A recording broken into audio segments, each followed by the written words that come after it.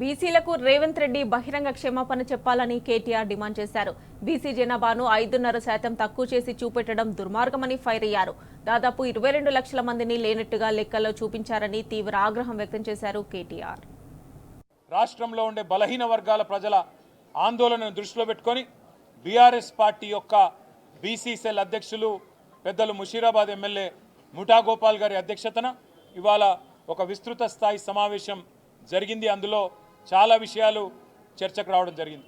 ఇవాళ ప్రాథమికంగా అనుకున్నది ఏంటి అంటే ఈ సమావేశం ద్వారా రాష్ట్ర ప్రభుత్వాన్ని బీఆర్ఎస్ పార్టీ డిమాండ్ చేస్తున్నది, నువ్వు మొట్టమొదలు ఈ రాష్ట్రంలోని బీసీ ప్రజలను క్షమాపణ అడుగు రేవంత్ రెడ్డి గారు అని డిమాండ్ చేస్తూ ఉన్నాం.